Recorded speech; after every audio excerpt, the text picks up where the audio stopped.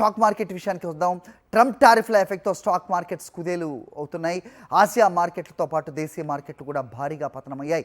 ఆర్థిక మాంద్యం భయాలతో మదుపరులు అప్రమత్తంగా వ్యవహరిస్తున్నారు, పెద్ద ఎత్తున అమ్మకాలు జరుపుతున్నారు. ఫలితంగా ఇవాళ దేశీయ స్టాక్ మార్కెట్ సూచీలు భారీ నష్టాల్లో ప్రారంభమయ్యాయి.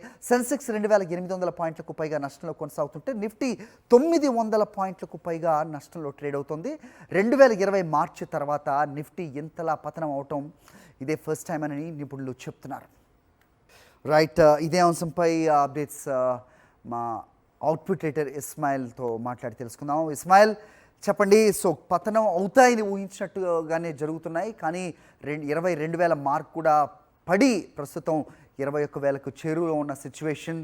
సో కోవిడ్ తర్వాత ఎంత పెద్ద ఎత్తున కుదేలవటం ఇదే మనం ఫస్ట్ టైం అని చెప్పచ్చు. సో ఇది ఎక్కడన్నా దిద్దుబాటుకు అవకాశం కనిపిస్తోందా, ఇంకా పతనమయ్యే పరిస్థితులే ఉన్నాయంటే ఏం చెప్తారు?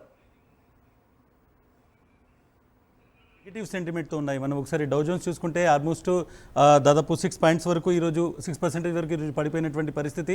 అమెరికాలో టారిఫ్స్ అనేటువంటిది ఒక విధంగా తీవ్రమైనటువంటి ఒత్తిడి మార్కెట్స్ మీద తీసుకొచ్చింది. పూర్తిగా మార్కెట్స్ అనేటువంటివి నెగిటివ్ సెంటిమెంట్స్లోకి వెళ్ళాయి. వరల్డ్ మార్కెట్స్లో చూసుకుంటే యూఎస్ తర్వాత ముఖ్యంగా ఏషియన్ మార్కెట్స్లో తైవాన్ అండ్ జపనీస్ మార్కెట్స్ కూడా దాదాపు 5%, 6% డౌన్ ఈరోజు కలుపుతున్నాయి. ఈ టైంలో అయితే లోయర్ సర్క్యూట్స్ని కూడా తాకాయి. సో డెఫినెట్గా మార్కెట్స్ అనేటువంటివి తీవ్ర ప్రెషర్లో ఉన్నాయి. ఏ ట్యాక్స్ వల్ల, ఏ టారిఫ్ వల్ల ఏ దేశానికి ఏ ప్రోడక్ట్కి ఇబ్బంది కలుగుతుందో తెలియని ఒక గందరగోళమైనటువంటి పరిస్థితి. ముఖ్యంగా చైనా అమెరికా టారిఫ్ వార్ మధ్య చాలా ప్రోడక్ట్స్ అనేటువంటివి అమెరికాలో దొరకవైనటువంటి నేపథ్యంలో ముందుగానే వెళ్ళి చాలామంది పౌరులు కొనుక్కునేటువంటి ఒక తొందర కూడా కనిపిస్తున్నటువంటి విషయం.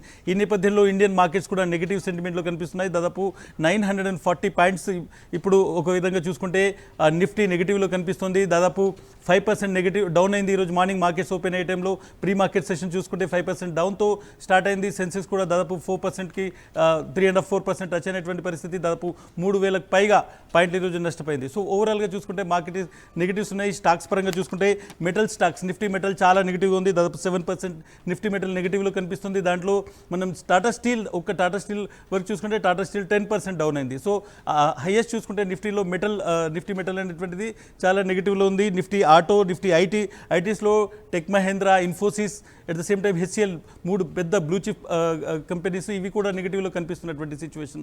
సో బ్యాంకింగ్ సెక్టర్ కొంతవరకు మనం 2024 ఎలక్షన్స్ తర్వాత ఇండియన్ మార్కెట్స్ కొంత కరెక్షన్లో కనిపించినాయి, ప్రాఫిట్ బుకింగ్లో కనిపించాయి. సో హై వాల్యుయేషన్ ఉంది మార్కెట్స్లో, ఏవైతే స్టాక్స్ ఉన్నాయో అవి హై వాల్యుయేషన్లో ఉన్నాయి కాబట్టి కొంత కరెక్షన్ ఉంటుంది అని ప్రతి ఒక్కరు ఎక్స్పెక్ట్ చేశారు. ఆ కరెక్షన్ అనేటువంటిది జరుగుతూ వచ్చింది. బట్ డెఫినెట్గా బ్యాంకింగ్ సెక్టర్ అనేటువంటిది అన్టచబుల్గా ఉంది. ఎవరు కూడా కరెక్షన్లో దాన్ని టచ్ చేయలేదు. హెచ్డిఎఫ్సి, ఐసిఐసిఐ, ఎస్బీఐ లాంటి బ్యాంకింగ్ స్టాక్స్ దాదాపుగా తమకు సంబంధించినటువంటి ట్రేడింగ్ వాల్యూస్ని కాపాడుకున్నాయి. బట్ ఈ రోజు మనం చూసుకుంటే ఇండియాకి సంబంధించిన 3 పెద్ద కంపెనీలు, ఒకటి ఆర్ఐఎల్, ఒకటి టీసీఎస్, రెండోది హెచ్డిఎఫ్సి, ఈ 3 కలిపి దాదాపు 1,00,000 కోట్లకు సంబంధించినటువంటి మొత్తం తమకు సంబంధించినటువంటి నిధులు పోగొట్టుకున్నటువంటి సిచ్యువేషన్, తమ వాల్యుయేషన్ పోగొట్టుకున్నటువంటి సిచ్యువేషన్. సో సింగిల్ డే నిజంగానే మీరు చెప్పినట్టు 2020 తర్వాత ఒక పెద్ద క్రాష్గా మనం దీన్ని చూడొచ్చు. బట్ డెఫినెట్గా ఇది కరెక్షన్ అవుతుందా? ఈరోజు 1100-1200 పాయింట్లు డౌన్ అయినటువంటి నిఫ్టీ ఇప్పుడు 900 పాయింట్ల దగ్గర రికవరీ మోడ్లో కనబడుతుంది. బట్ రికవరీ ఎంతవరకు అవుతుంది? నిజంగానే మళ్ళీ 200-300 నెగిటివ్లో అది క్లోజ్ అవుతుందా, లేదంటే మళ్ళీ 1200 కిందికి వెళ్తుందా అనేటువంటిది ఎవరు చెప్పలేనటువంటి సిచ్యువేషన్. మార్కెట్ మూడ్ మాత్రం కంప్లీట్ నెగిటివ్గా కనిపిస్తుంది. హరి, రైట్, అంటే కరోనా తర్వాత ఇంతటి భారీ పతనాన్ని ప్రస్తుతం నమోదవుతున్న దృష్ట్యా ఒక చైనా మార్కెట్స్ లాగా సెల్ఫ్ సస్టైనబిలిటీ దిశగా భారతదేశం కూడా వెళ్తుంది. సో దాని ఇంపాక్ట్ నుంచి కోలుకొని తట్టుకునే శక్తి భారతదేశానికి ఉంది అనేది కూడా కొంతమంది అనలిస్టులు చెప్తున్న పరిస్థితి. రైట్, అలాగే కొనుక్కునే వారికి ఇది సరైన సమయం, సో ఇన్వెస్ట్ చేసే వాళ్ళకి సరైన సమయం అనేది కూడా చెప్పేవాళ్ళు లేకపోలేని సిచ్యువేషన్ కూడా మనం చూస్తున్నాం. సో ఏదైనా దిద్దుబాటుకి ఏదైనా సస్టైన్ అయ్యే అవకాశం లేకపోలేదు అంటే ఏం చెప్తారు ఇస్మాయిల్? డెఫినెట్గా కొద్ది రోజుల నుంచి చూసుకుంటే మనం 2024 ఎలక్షన్ రిజల్ట్స్ తర్వాత మార్కెట్స్ కరెక్షన్లో ఉన్నాయి. డెఫినెట్గా జనవరి, ఫిబ్రవరిలో వాల్యుయేషన్స్ అనేటువంటివి ఫ్లాట్గా ఉన్నాయి, వాల్యుయేషన్ కరెక్ట్గా ఉన్నాయి. ఆ టైంలో మనం తీసుకోవచ్చు, కొనుక్కోవచ్చు. ఇవి చాలా కంపెనీస్కి సంబంధించినటువంటి వాల్యుయేషన్స్ తగ్గాయి కాబట్టి ఎగ్జాక్ట్లీ ఇది బయింగ్కి మంచి టైం అని చెప్పారు. బట్ ఈ రోజు మనం చూసుకుంటే దానికంటే కూడా మనం టాటా మోటార్స్ చూసుకోవచ్చు, హెచ్డిఎఫ్సి చూసుకోవచ్చు. ఈరోజు డెఫినెట్గా జనవరి, ఫిబ్రవరి కంటే చాలా డౌన్లో కనిపిస్తున్నాయి మళ్ళీ. సో డెఫినెట్గా ఏది కరెక్షన్, ఎప్పుడు మార్కెట్లోకి ఎంట్రీ కావాలి అనేటువంటిది చాలా వరకు ఎవరు కూడా కూడా దీన్ని డిసైడ్ చేయలేకపోతున్నారు. బట్ ఇప్పుడు ఉన్నటువంటి సిచ్యువేషన్లో అటు ట్రంప్ మూడ్ చూడొచ్చు, లేదంటే వరల్డ్ మార్కెట్స్ మీద ఉన్నటువంటి ప్రెషర్ చూడొచ్చు. ఒక విధంగా మళ్ళీ ఒక పెద్ద ఆర్థిక మాంద్యం వస్తుందా అనేటువంటి భయం ఇన్వెస్టర్లో కనిపిస్తుంది, స్టాక్ మార్కెట్స్లో కనిపిస్తుంది. ఇప్పుడు ఎంట్రీ అవ్వడం కరెక్టా కాదా అనేటువంటి దాని మీద చాలా మందికి భయం ఉంది. సో డెఫినెట్గా ఇప్పుడు ఉన్నటువంటి కరెక్షన్ ఈ వీక్ వరకు మనం చూసుకుంటే ఈ వీక్ ట్రేడింగ్ సెషన్స్ 4 రోజులు మాత్రమే, 10th రోజు హాలిడే ఉంది కాబట్టి ఈ వీక్లో కూడా 4 రోజులు మాత్రమే ట్రేడింగ్ ఉండేటువంటి అవకాశం ఉంది. మనం థర్స్డే ఫ్రైడే కూడా చాలా వరకు సెల్లింగ్ ప్రెషర్ చూసాము. మార్కెట్స్ అనేటువంటివి దాదాపు నిఫ్టీ 300 పాయింట్స్ 200 పాయింట్స్ డౌన్ చూసాము థర్స్డే ఫ్రైడే రోజు. బట్ ఈ రోజు కూడా మార్కెట్ దాదాపు 5% క్రాష్ అయింది, 5% డౌన్ నిఫ్టీలో కనిపిస్తుంది.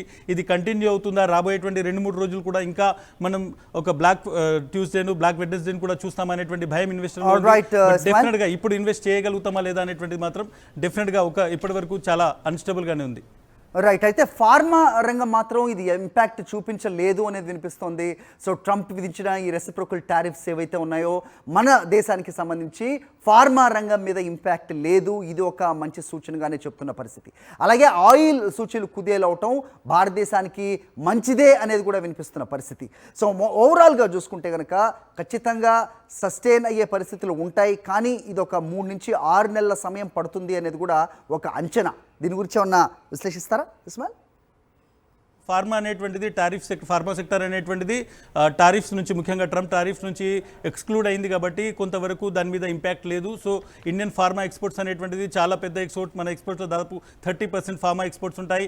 ఐటీ అండ్ ఫార్మా అనేటువంటివి 2 పెద్ద సెక్టర్స్ మన దగ్గర నుంచి ఎక్స్పోర్ట్స్ మీద మనం డిపెండ్ అయినవి. అమెరికన్ ఫార్మా సెక్టర్స్ కూడా దాదాపు ఇండియన్ ఫార్మసీ మీద డిపెండ్ అయ్యేటువంటి సిచ్యువేషన్. సో ఈ నేపథ్యంలో ఫార్మాను ఎక్స్క్లూడ్ చేయడం వల్ల దానికి సంబంధించినటువంటి ఏవైతే స్టాక్స్ ఉన్నాయో కొంతవరకు ఇప్పటి వరకు స్టేబుల్గా ఉన్నాయి, పెద్దగా నెగిటివ్లో కనిపించినటువంటి సిచ్యువేషన్.